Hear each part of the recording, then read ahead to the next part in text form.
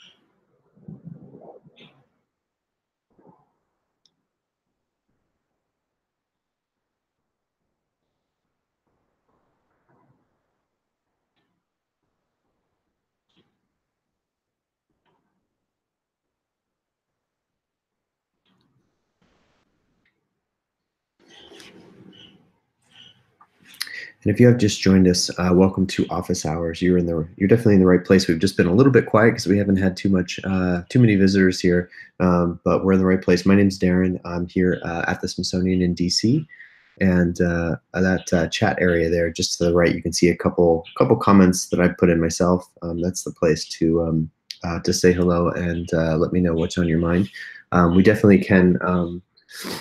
Take a look at anything you're looking for. If you're looking for recommendations for an image or video or other museum resource, or just want to tour the lab, an orientation to what is available, or have a specific question, maybe you're working on a project, either for your classroom or for a project for an assignment if you're a student, or really just exploring the Smithsonian in the digital space.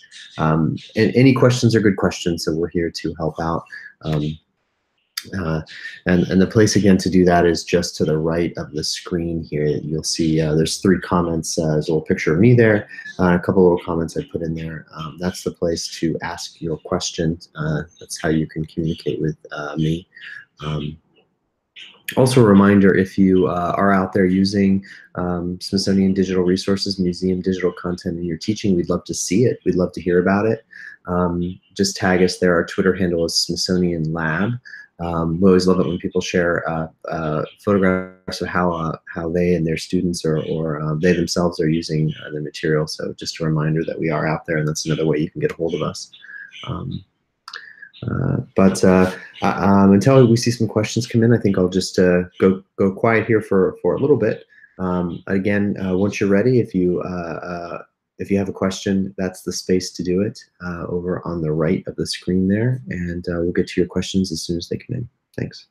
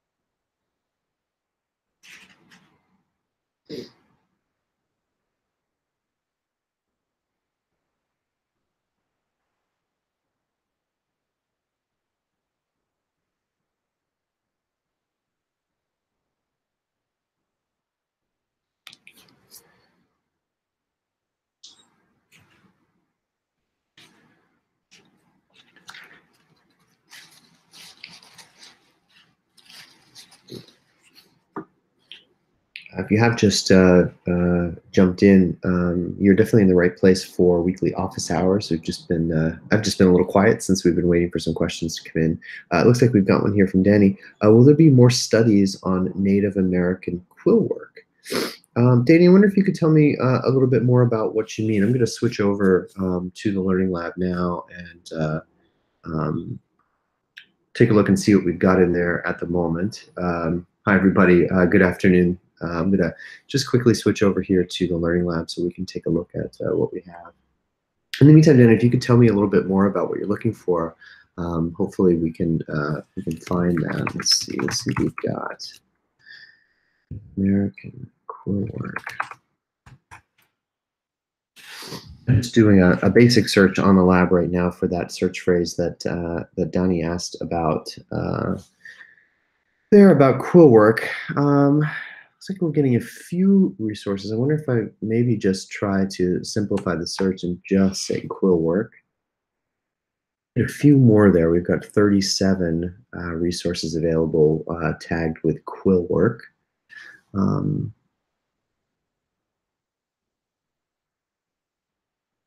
Pretty interesting and kind of beautiful objects here. Some beautiful gloves here.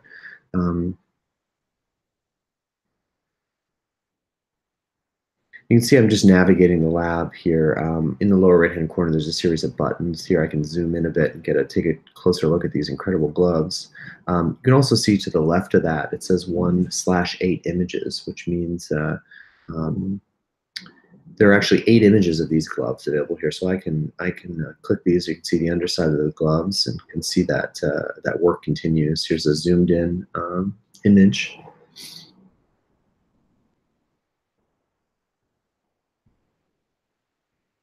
Some details of the stitching there on the fingers and at the base of the glove. I'm going to come over here to the information panel. I'm going to open that up and see what's made available here. Not a lot of information here. Looks like down at the bottom here, these are from the Bering Strait, Alaska region. A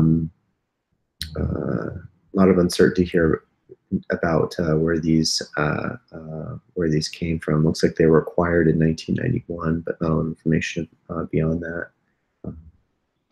When I come back to the search results, then I'm going to look to see if there are some additional information on that. It looks like there's an article here from Smithsonian Insider. I'm just wondering if there's some additional studies, like you say, some additional information on these. It looks like perhaps not.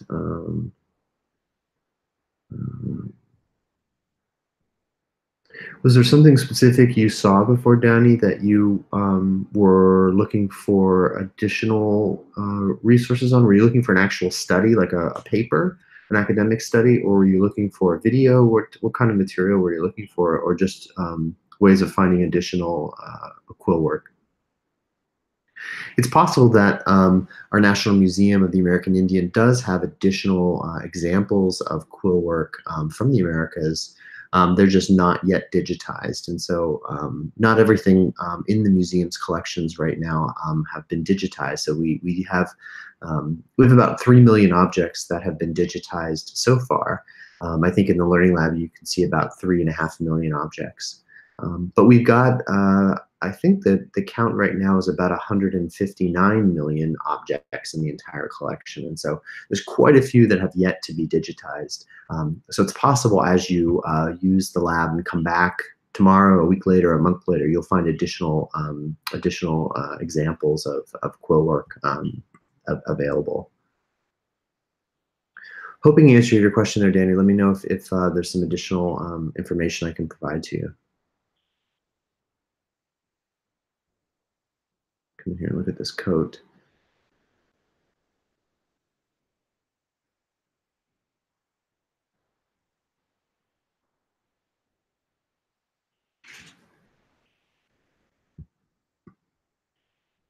Let's see what this buckskin coat. A little bit more information here.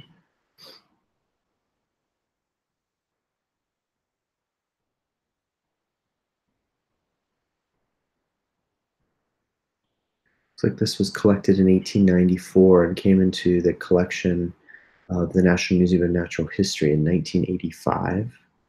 Um,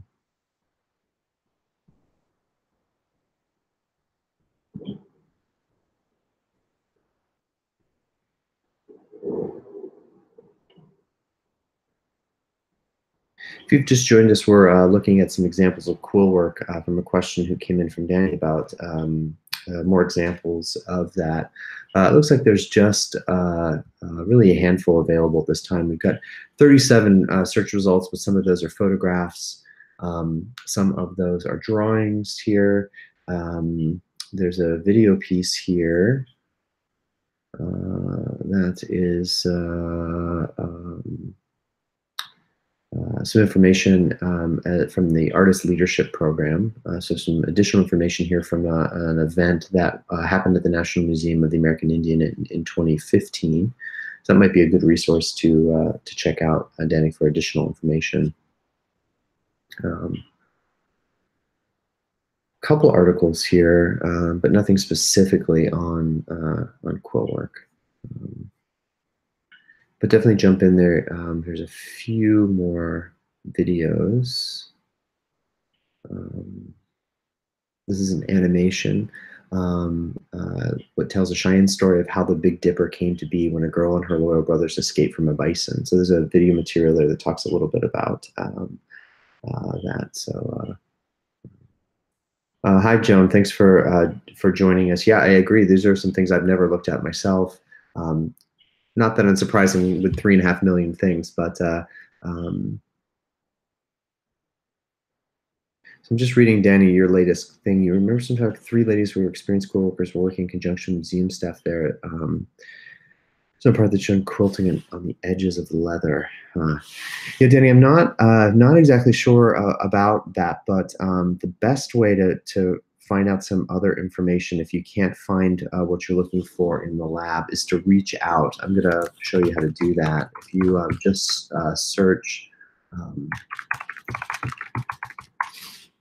in your browser here and head to the National Museum of the American Indians website. That's americanindian.si.edu. And they've got ways to connect with them. And so you can, sorry about that, let me just here. Where's their contact? Let me see. Everybody's website's slightly different. Let me come in here. Find out how to contact them.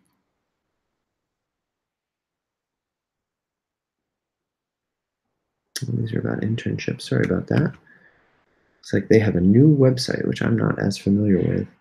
Here we go. So this is americanindian.si.edu/about/contact. And Denny, there's a number of ways here to reach out. There's email, phone number. Here's some general information, which might be the best way to get started here at the top. It's nmai-info@si.edu. This is that email address that's right at the top of the page there. That might be the best way to reach out and inquire about the specific question you have about the quilling on the edge of leather. They might be able to help remember who those 3 ladies were and maybe connect you with some additional material that they don't currently have online to help you find that. So I would recommend that you check them out here. I'm going to post in the chat area that website address. You can just click on it. Just give me just a moment here. I'll get that in there for you. There we go.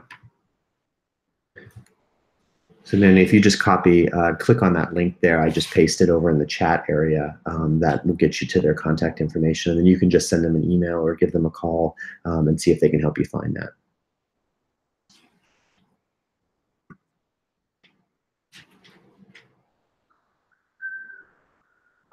So if you've just come in, you're in the right place for our weekly office hours. We are just looking for some quill work examples from a question from Danny there. And we've got about 20 minutes left in this week's office hours. So thanks for joining us, first of all. You can sort of see where Danny and Joan and I have been chatting over in the right-hand area there. Should be just to the right of where you see the website. That's how you can get your questions to me. So feel free to say hello there, or to let me know what's on your mind, and if I can help you find your way through the Learning Lab, or lead you to a specific resource that you might be looking for. I'm actually going to switch over here away from the lab. You'll see me here just for a second. Hi there, everyone. I'm going to switch over to a slide we've got that just orients some new people as they come on, to let them know how to get rolling. So if you are one of those new people, you'll see on your screen there a slide on how to interact. So that arrow there is pointing to the area. It might say top chat at the top there with a gray bar, and you'll see postings from myself, Darren Milligan, as well as Danny and Joan, and that's the place to get your questions to me. Unfortunately, I can't hear you or see you, but hopefully you can hear me, and we'll get to your questions as soon as you're ready. So just let me know.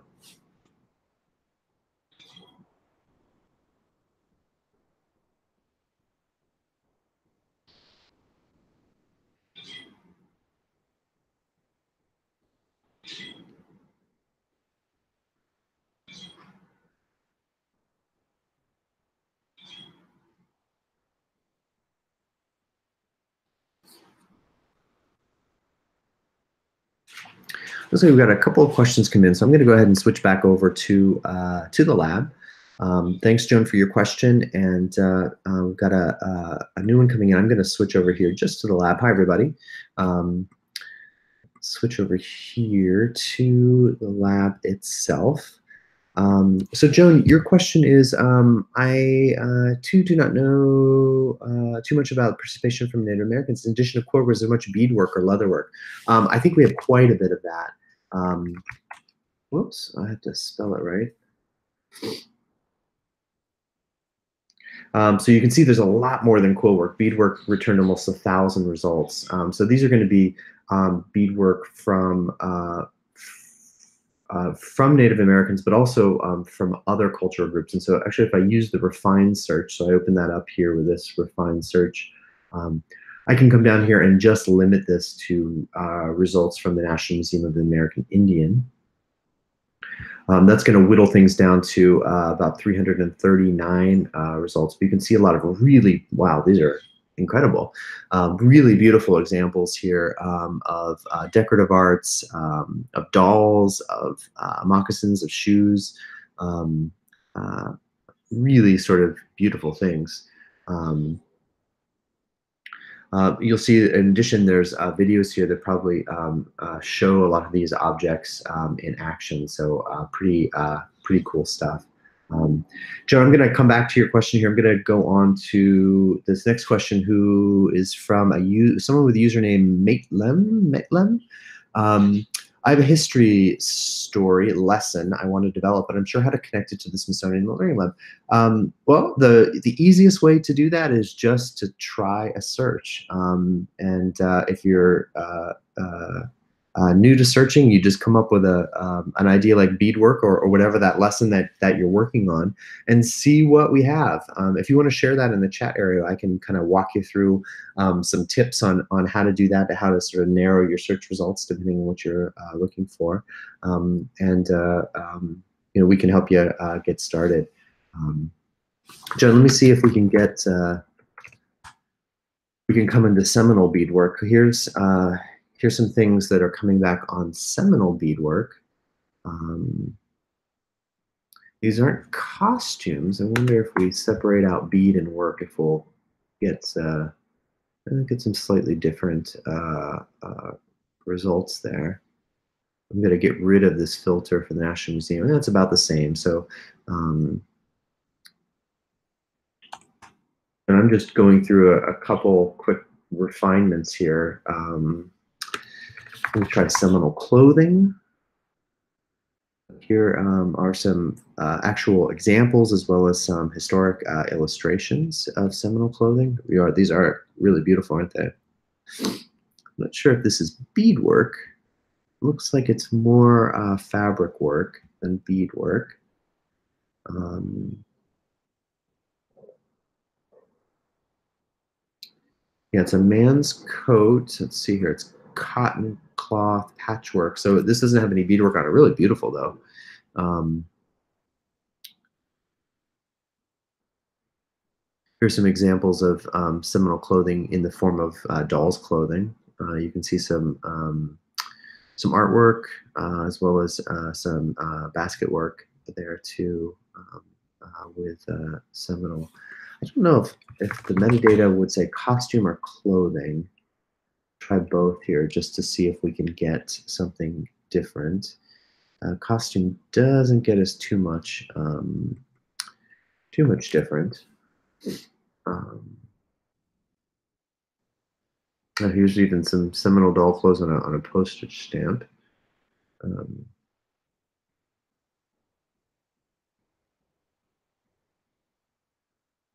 Joan, thank you for addressing that too. Yeah, if this isn't the place, Matlem, if you're not able to get us your question, and that's a good point for anyone listening. Our office hours are just an hour each week, but you can always contact us. Um, and the way to do that is down here in the footer. There's a little contact us, and you can send us a message. Either using this form or just emailing us. Our emailing address is learninglab@si.edu. Um, and we try to get back to people as quickly as we can. That's usually within a day or two. So if you do have a question that can't wait for office hours or something that, excuse me, we might be able to answer outside of this office hours format, just send us a message and we will get back to you that way. And we can always walk you through in next week's office hours if you need more of a guided tour. We can always do that in our regular office hours, or we can just get back to you on email and give you some tips on how to do that. Um,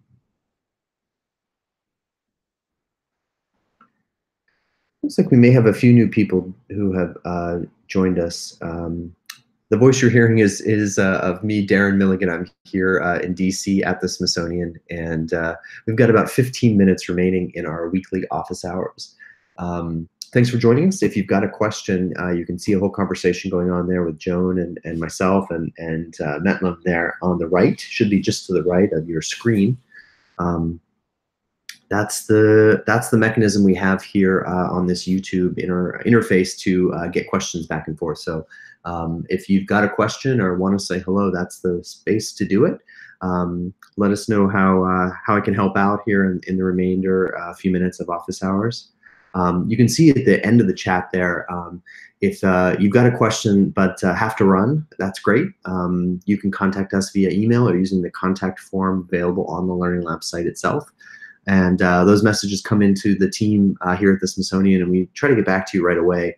So if you've got a question about finding the right resource for a lesson you're developing, or something that you might need for an assignment you're working on as a student, reach out, and we're happy to help out anytime.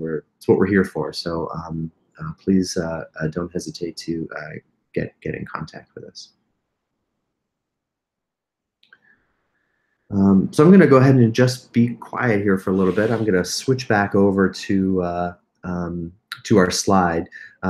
People tend to jump in and out of office hours here, and so we usually like to put up a slide here that lets people know how to get started when they're new. So I'm going to switch over to that now. And that's just a quick pointer to let people know if they're just joining us where to insert their question, which is right to the right of the screen. So if you are here and you have a question, please let me know. And in the meantime, I'm going to just be quiet for a bit and wait for some questions to come in. Thank you.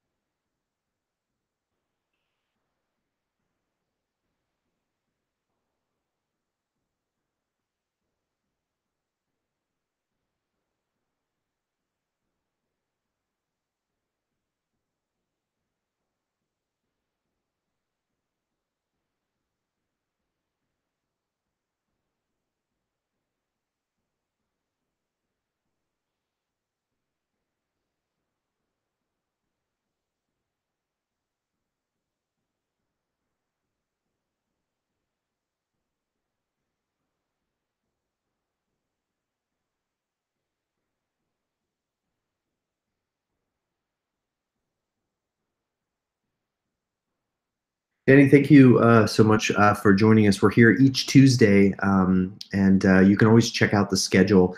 If you go to the Learning Lab homepage and scroll all the way to the bottom, it's in the learning section, you'll see the schedule of office hours. And so if you've got a question this time next week, it's usually Tuesdays.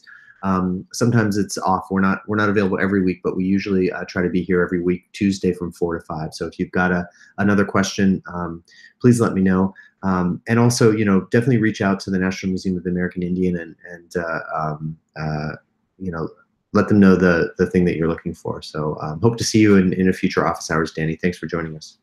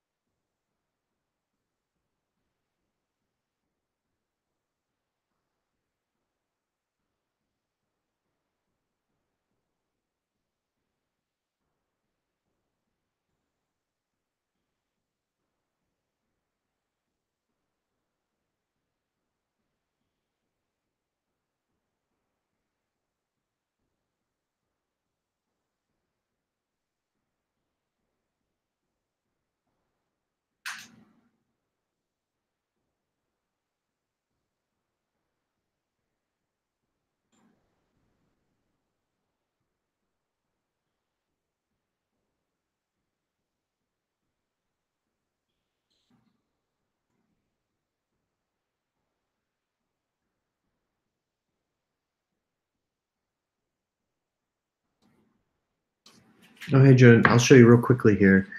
Let me switch back over to the lab.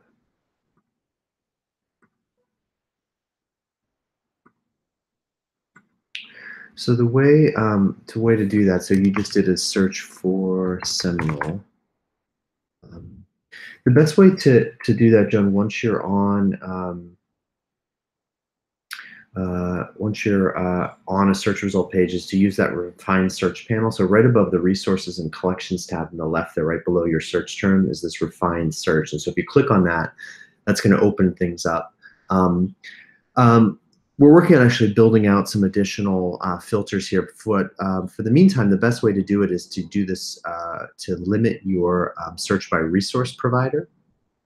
And so if you're looking for things from American Indian, you're probably going to want to just go right to the National Museum of the American Indian. You may also, if you skim through this list, you'll see there's an anthropological archive. So I'm going to include that also.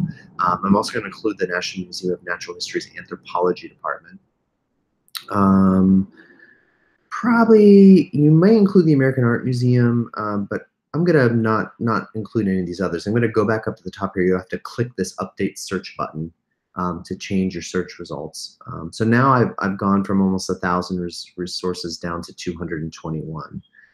So you can see across the top here, here's the search filters that we put in. You can hit an X there if you want to drop some out if you're still getting some weird things. But here, you should be getting pretty close to, I think, what you're looking for. Um, so you can see here's some early photography. as well as some illustrations. I think that will get you what you need, Joan. Joan, I'm going to switch over here quickly to another question that came in since we've only got a few minutes left.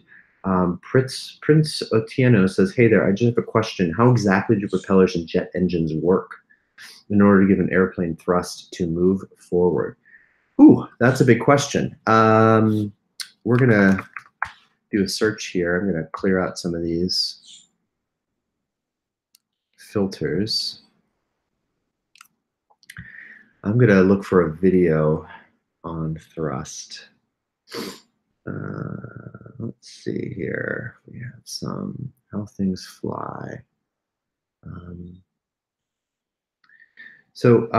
Prince, that's a big question. You might want to look at the website of the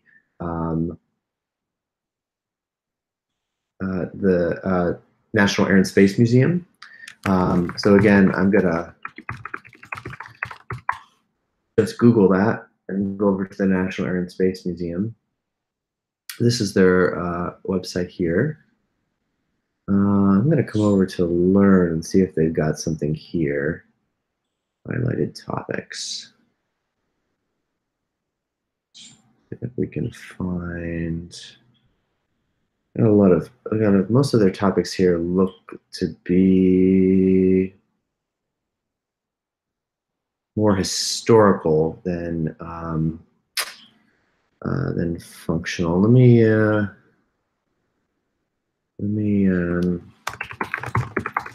do a search here quickly for how things fly, which I know is an exhibition.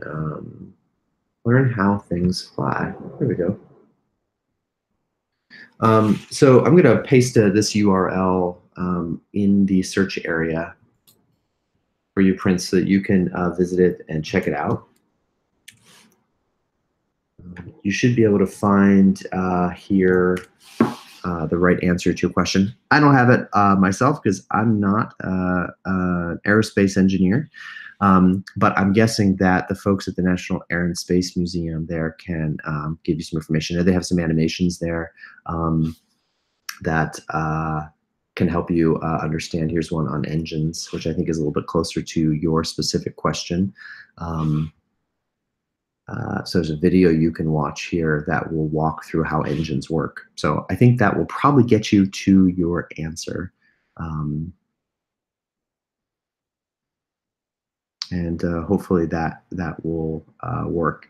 Prince, hopefully you can check that out. Let us know if you were able to get to that or if you're looking for something. Oh, good. Thanks a lot. Cool. Yeah, check out How Things Fly. It's a great resource from the National Museum, the National Air and Space Museum here in DC. Oh, yeah, right here. How do engines produce thrust? Hey, look at that. You'll be able to find your answer right there, Prince. So good luck with that. We've got just a couple minutes left here on office hours. So if anybody's got a final question, please let me know. Joan, you too can go check out How Things Fly from the Air and Space Museum there to get your answer.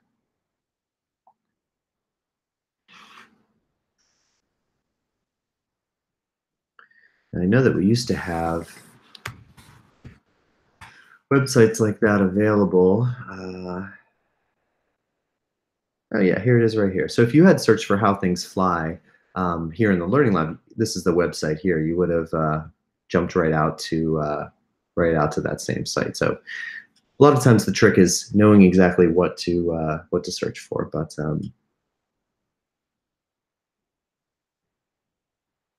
you might want to check out some of the other prints. What I did a search for there was just How Things Fly on the Learning Lab site itself at learninglab.si.edu. There's some other resources here. There's actually some interior pictures of jet engines, which might help get to some of your questions too. These look pretty interesting. Very cool. All right.